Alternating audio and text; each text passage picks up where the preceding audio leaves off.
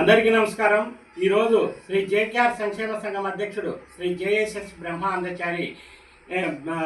కడప జిల్లాలోని బ్రహ్మంగారి మఠాన్ని ప్రపంచ పర్యాటక కేంద్రంగా తీర్చిదిద్దాలని చెప్పి కేంద్ర ప్రభుత్వానికి విజ్ఞప్తి చేయడం జరిగింది। అలాగే ఇన్స్కో సంస్థ ప్రతినిధి ఆనంద్ కాంత్ గారికి కూడా విజ్ఞప్తి చేయడం జరిగింది। అలాగే వాస్తవంగా చూసి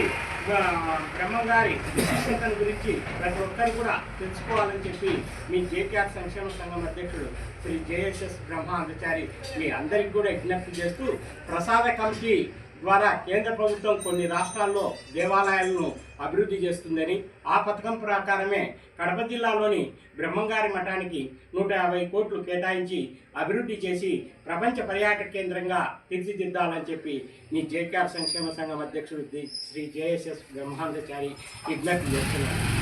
ఆయన కాలజ్ఞానం ద్వారా ప్రపంచానికి బోధించిన అంశాలు ప్రతి ఒక్కటి కూడా చాలా మంచిదని, కులమత భేదాలు లేవని, అందరికీ విద్య అందరి సొత్తు అని చెప్పి,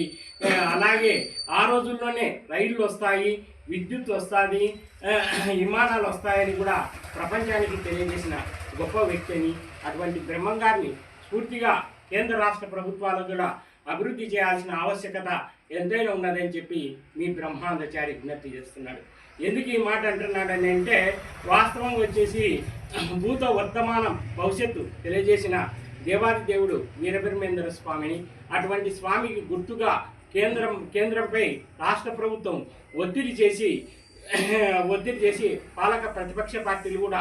ఒత్తిడి చేసి అభివృద్ధి చేయాలని చెప్పి కేంద్ర రాష్ట్ర ప్రభుత్వాలకు కూడా విజ్ఞప్తి చేస్తూ, అలాగే మన ప్రాంతంలో ఉండే చింతమాన్ మఠం, రొవ్వలకొండ, నేలమఠానికి కూడా అభివృద్ధి చేయాలని చెప్పి కేంద్ర ప్రభుత్వానికి బ్రహ్మానందచారి విజ్ఞప్తి చేస్తూ ప్రసాద కమిటీ ద్వారా 150 కోట్లు కేటాయించడానికి ప్రతి ఒక్కరు కూడా కృషి చేయాలని చెప్పి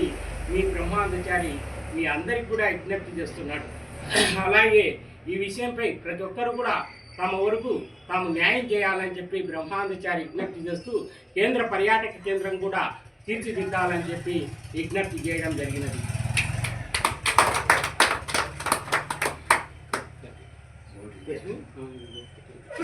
అయిందేమో